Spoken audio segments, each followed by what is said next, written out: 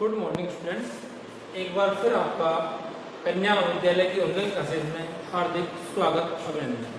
देखिए, हमारा टॉपिक चल रहा था पुष्प हम पढ़ रहे थे। फ्लावर में मैंने आपको सारी संरचना बता दी थी। उसके बाद पुष्पीय भागों को पुष्पासन पर पुष्पीय भागों के लगने के आधार पर पुष्प मैंने आपको 3 प्रकार का बताया था। कौन कौन सा नंबर बताया था मैंने आपको? हाइपोगाइनस, पेरिगाइनस और एपिगाइनस। ठीक है, उसके आधार पर अंडाशय जो है ऊर्ध्ववर्ती, अर्धऊर्ध्ववर्ती और अधोवर्ती। नेक्स्ट टॉपिक आता है अपना बाह्य दल। नेक्स्ट आता है आपका बाह्य दल। मैंने आपको बताया था बाह्य दल क्या होते हैं? कैलेक्स, इन्हें हम के से व्यक्त करते हैं। अर्थात जो है उसकी सबसे बाह्यतम संरचना ग्रीन रंग की होती है, हरे रंग के होते हैं। ठीक है, और जब ये अलग अलग होते हैं तो इन्हें पृथक बाह्यदली, जब अलग अलग होते हैं तो पृथक बाह्यदली, पृथक बाह्यदली। जब अलग अलग हो दल, बाह्यदल, अलग अलग। ठीक है, जब संयुक्त दली, संयुक्त दली, जब क्या हो आपस में ये संयुक्त दल, बाह्य दल संयुक्त हो, बाह्य दल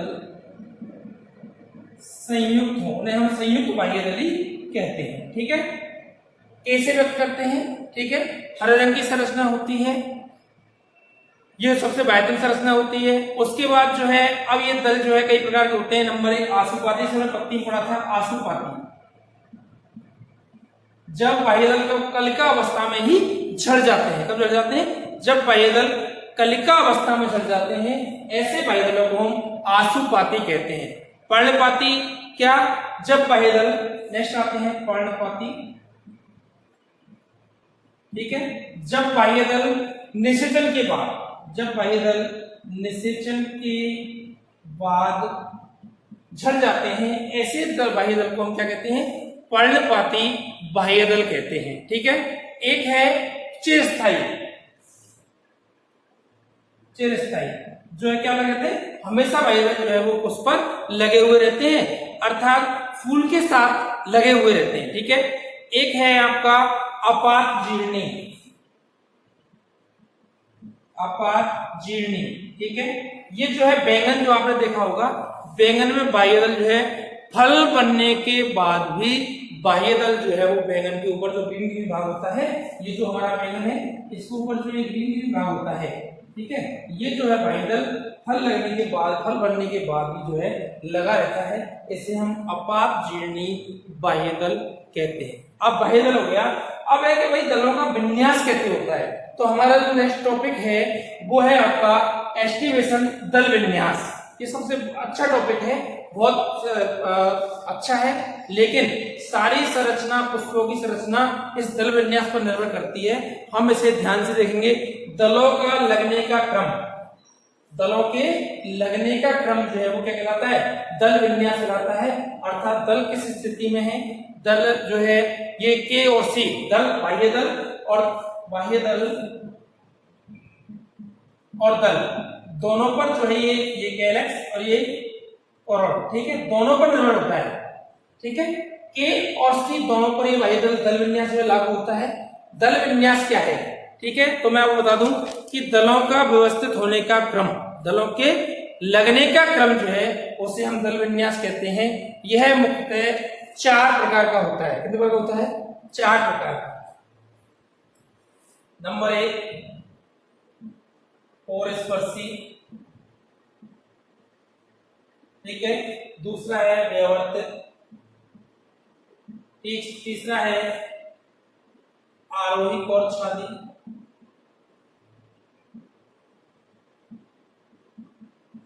चौथा है अवरोही कोरछादी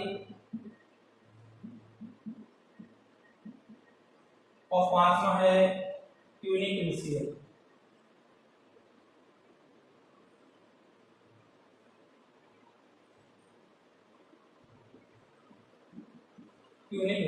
ठीक है, ये 5 प्रकार का होता है। मोस्टली का कौन कौन सा? परस्पर्शी, व्यवस्थित, आरोही कोरछादी 2 प्रकार का, अवरोही और आरोही। ये कोरछादी है, 2 प्रकार का है, आरोही और अवरोही। और नेक्स्ट है आपका क्यूनिक। अब देखिए जब तो नंबर एक आता है आपका कोरस्पर्शी, जब जो है दल और बाह्य दल, जब जो है दल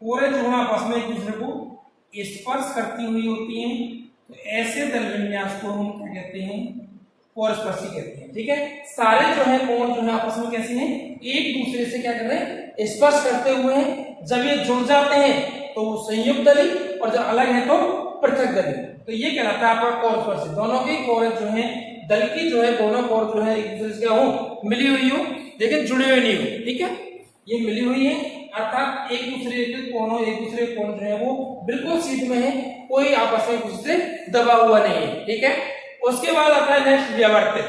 जब व्यवर्तित और दल विन्यास क्या होता है, जब एक दल का सिरा दूसरे दल के सिरे से क्या होता है, दबा हुआ रहता है। एक सिरा दबा हुआ, एक सिरा ऊपर। देखिए कैसे,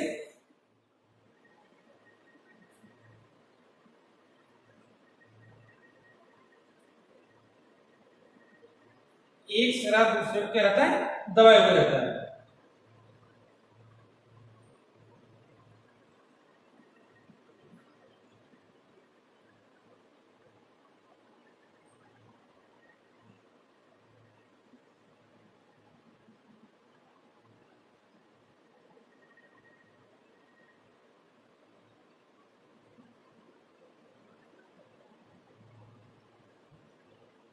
एक सिरा अंदर, एक सिरा बाहर, एक सिरा अंदर, एक सिरा बाहर। इस प्रकार का दल विन्यास जो है वो कहलाता है व्यवर्तित धारा का। एक सिरा अंदर, एक सिरा बाहर, एक सिरा अंदर, एक सिरा बाहर, एक सिरा अंदर, इस प्रकार दल विन्यास से व्यवर्तित दल विन्यास कहते हैं। क्या कहते हैं, व्यवर्तित दल विन्यास।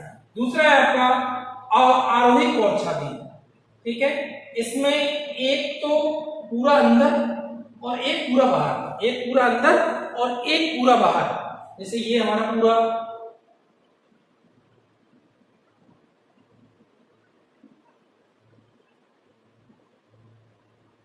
अंदर हो गया, इसका इस तरह एक अंदर बाहर।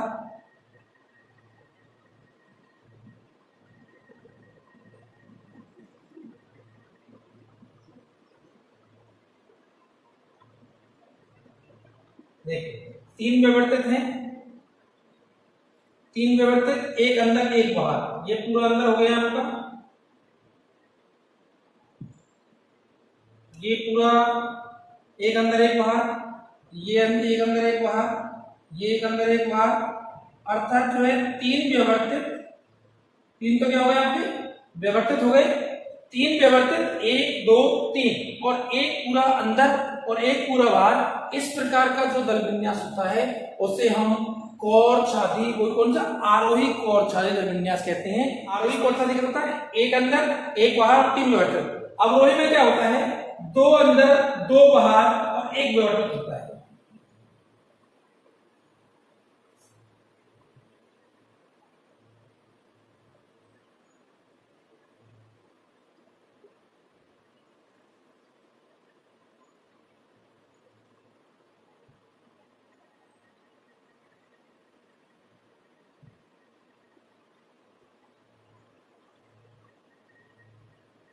दो पूरे बाहर, दो अंदर,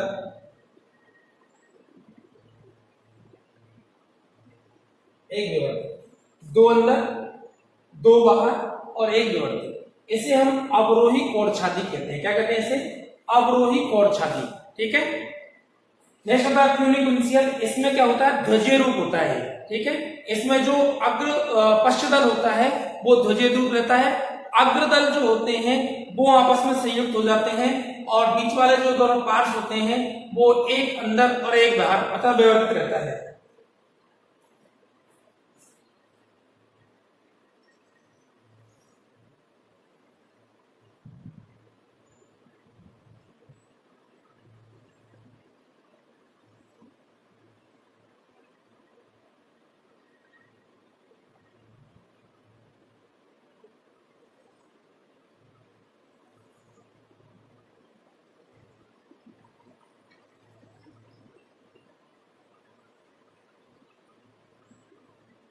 ये इसे कहते हैं हम ट्यूनिक उंजियल, ध्वजीय रूप, ठीक है, जिसमें जो पश्च दल होता है वो अग्रदल को जो है ध्वजीय रूप बनाता है, अग्रदल जो होते हैं वो आपस में क्या रहते हैं, जुड़े हुए रहते हैं। नीचे वाला जो दल होता है वो अग्र, ऊपर वाला जो होता है वो पश्च। एक बार फिर समझ लीजिए आप, कोरस्पर्शी जिसमें किनारे क्या होते हैं आपस में बिल्कुल संयुक्त, मतलब बिल्कुल सीध में होते हैं, ठीक है, कोरस्पर्शी कोरों को एक दूसरे कोरों को स्पर्श करते हुए कोरस्पर्शी कहलाता है।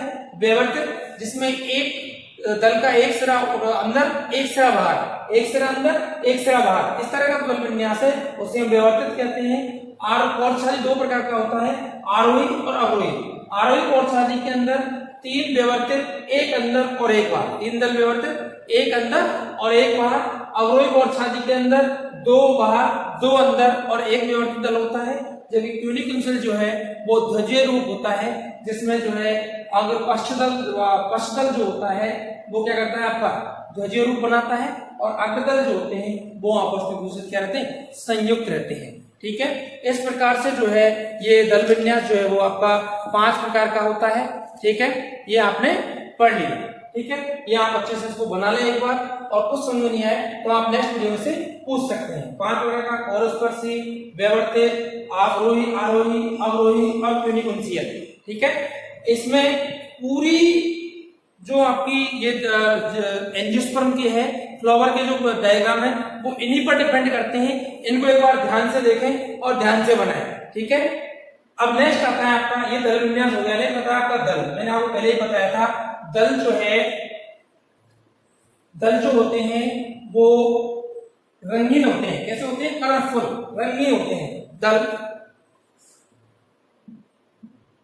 कोरोला कहते हैं, शीशे व्यक्त करते हैं, रंगीन होते हैं। कैसे होते हैं, कलरफुल होते हैं, रंगीन होते हैं, ठीक है।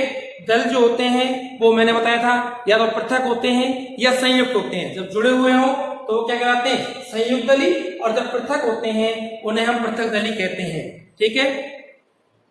जब दोनों मिल जाते हैं, जब दल और बाह्य दल, दल और बाह्य दल दोनों जुड़ जाते हैं तो इसे कहते हैं हम परिदल। क्या कहते हैं, परिदल। इसे हम पी से व्यक्त करते हैं। जब दल और बाह्य दल दोनों के स्थान पर जो है वो केवल और केवल एक ही चक्र पाया जाता है दल परिदल का, उसे हम पी परिदल से व्यक्त करते हैं, ठीक है। परिणत जिसे हम कहते हैं, ये भी संयुक्त और पृथक प्रकार का हो सकता है, ठीक है भाई। अब नेक्स्ट आता है आपका उमंग। नेक्स्ट बात कौन सा आता है आपका, उमंग, एंड्रोसियम, उमंग, इसे हम ए से व्यक्त करते हैं, ठीक है। उमंग, देखिए उमंग के आधार पर जो है पुष्प विभिन्न प्रकार के हो सकते हैं। पुंकेसर के जुड़ाव के आधार पर, पुंकेसरों का चक्कर जो होता है वो क्या कहलाता है, उमंग कहलाता है। पुंकेसरों के चक्कर को, पुंकेसरों के चक्कर को क्या कहते हैं, हम उमंग कहते हैं। अर्थात इसके आधार पर जो है ये जो है कई प्रकार का हो सकता है। नंबर एक, पृथक पुंकेसर, जब पृथक पुंकेसर कैसे हो, पृथक एक संयुक्त पुंकेसरी जुड़े हुए, ठीक है। तो ये विभिन्न प्रकार के हो सकते हैं, जैसे द्विदीर्घी, जब उमंग में 4 पुंकेसर हो जिनमें से 2 के पुतंतु लंबे और 2 के छोटे हों। मान लीजिए कोई ये एक प्लांट है, इसमें द्विदीर्घी, ठीक है, होता क्या है, ये क्या है, पूतंतु है। क्या है, पूतंतु, ठीक है। 2 के छोटे और 2 के बड़े हैं, 2 के छोटे और 2 के बड़े हैं, ठीक है। पूतंतु 2 के जब 4 पुंकेसर 4 हो, पुंकेसर 4 हो, 2 बड़े, 2 के पुतंतु बड़े और 2 के छोटे हों, ऐसे को हम द्विदीर्घी पुंकेसर कहते हैं, ठीक है। नेक्स्ट है आपका चतुर्दीर्घी, चतुर्दीर्घी, ठीक है। इसमें पुंकेसर 6 होते हैं। कितने होते हैं, 6, ठीक है। जिसमें से 4 के पुंकेसर जो होते हैं वो तो कैसे होते हैं, आपके पुतंतु लंबे होते हैं, 4 के पुतंतु लंबे और 2 के छोटे, 2 कैसे होते हैं, छोटे होते हैं। ऐसे को हम क्या कहते हैं, चतुर्दीर्घी पुंकेसर कहते हैं, ठीक है। एक है आपका पुंकेसरों के संयोजन के आधार पर, जुड़ने के आधार पर, ठीक है। एक होता है आपका पुंकेसर के आधार पर, अर्थात पुंकेसरों के आपस में संयुक्त होने को पुंकेसरों का संयोजन कहते हैं। इसमें एक तो है एक संघी, एक है एक संघी, एक है आपका द्विसंघी। ठीक है, होता क्या है, जब पुंकेसर जो है वो भूतंतु एक साथ संयुक्त होते हैं और एक सामूहिक नलिका बनाते हैं। पुंकेसर एक साथ संयुक्त होते हैं और एक सामूहिक नलिका बनाते हैं। मैंने आपको उस दिन बताया था कि इसमें मालवेसी का जो आपको पुष्प दिखाया था, उस पुष्प में पुंकेसर जो है संयुक्त होकर के और एक नलिका बना रहे थे। ऐसे पुंकेसर को एक संघी पुंकेसर कहते हैं। क्या कहते हैं? एक संघी। एक होते हैं द्विसंघी, जब पुंकेसरों के भूतंतु संयुक्त होकर के दो समूह बनाते हैं। कितने?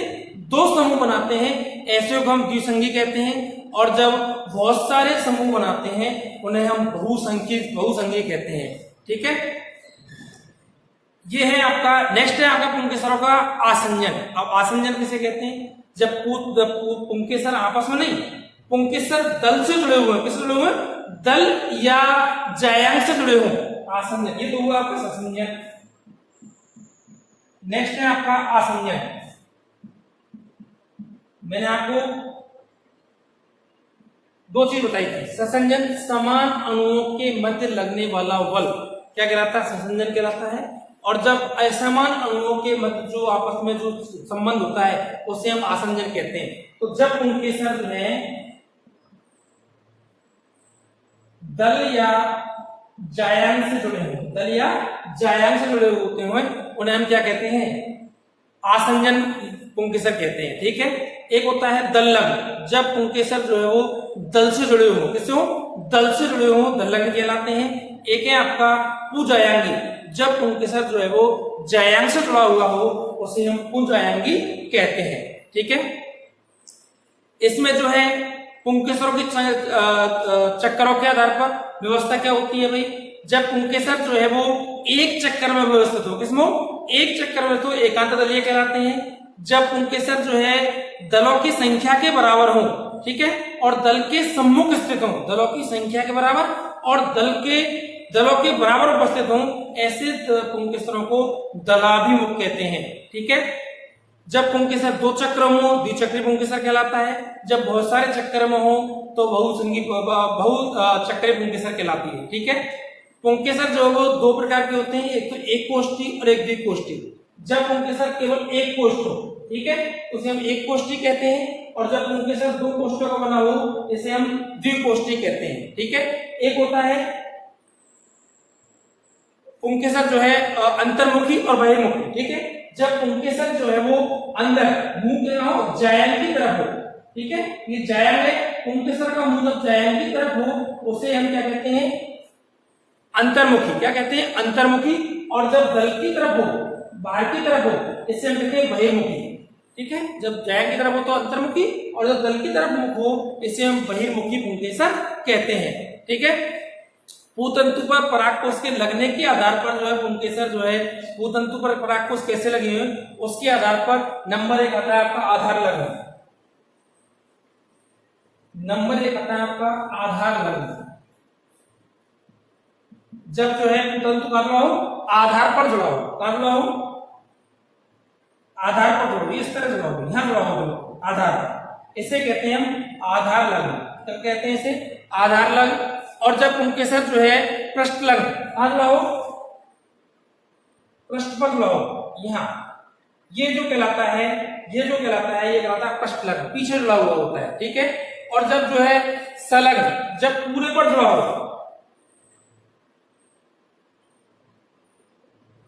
जब पूरे पर जुड़ा हो इसे कहते हैं संलग्न, पूरा जुड़ा हुआ होता है। ठीक है, और जब मुक्त दोली, जिसे हम क्या हो पुंकेसर जो है वो मुक्त दोलन कर सकता हो, पुंकेसर जो है वो मुक्त दोलन कर सकता हो, आराम से जो है हिल सकता हो, ऐसे को हम मुक्त दोली पुंकेसर कहते हैं। ठीक है भाई, बंद पुंकेसर कैसे होते हैं? जो क्या नहीं कर सकते? परागकण जिनमें नहीं बनते, अर्थात जो क्या नहीं कर सकते? जनन नहीं करते, फर्टिलाइजेशन नहीं कर सकते हो, ऐसे पुंकेसर जो है वो बंद पुंकेसर कहलाते हैं। ये हुआ आपका क्या? उमंग। अब आता है आपका जायांग, जिसे हम जी से व्यक्त करते हैं, गाइनोसियम। नेक्स्ट है आपका जायांग, गाइनोसियम। ठीक है, इसे हम जी से व्यक्त करते हैं। ठीक है, मैंने आपको बताया था कि जायांग जो होता है उसका सबसे अंतिम चक्र होता है। ठीक है, अर्थात जो है सबसे अंतिम भाग, अर्थात से कहते हैं अंडकों के चक्कर को, किसको, अंडकों के चक्कर को, अंडकों के चक्कर को क्या कहते हैं हम, जायांग कहते हैं, गाइनेशियम कहते हैं। ये एकांडपी जब अंडक एक हो उसे एकांडपी कहते हैं, जब जायांग में अंडक 2 हो द्विअंडपी कहलाता है, जब जायांग में अंडक 3 हो त्रिअंडपी कहलाता है, जब जायांग में जो है 5 अंडे हो पंचअंडपी, और ज्यादा हो तो बहुअंडपी कहलाता है। ठीक है, जब पुंकेसर आप जब जायांग आपस में जुड़े हुए हो उसे युक्तांडपी कहते हैं, और जब आपस में अलग हो तो उसे पृथक अंडपी कहते हैं। ठीक है, मैंने आपको बताया था कि अंडाशय कोष्ठों की संख्या के आधार पर 2 या 3, 4 हो सकती है। ठीक है, पुष्पासन पर अंडाशय जैसे 3 प्रकार की मैंने आपको बताई थी, अधोवर्ती, ऊर्ध्ववर्ती और अर्धअधोवर्ती। ठीक है, जो आपको मैं पहले पढ़ा चुका हूं। ये जो है आपके सामान्य कोष के लक्षण, सामान्य कोष की जानकारी, बीजान्यास क्या होता है, सॉरी क्या बोलते हैं उसको, दल विन्यास क्या होता है ये आपको मैंने बताया, दल क्या है, बाह्य दल क्या है, एंड्रोसिक उमंग क्या है, जायंग क्या है। नेक्स्ट क्लास में जो हम पढ़ेंगे वो पढ़ेंगे बीजान्यास। तब तक के लिए थैंक यू।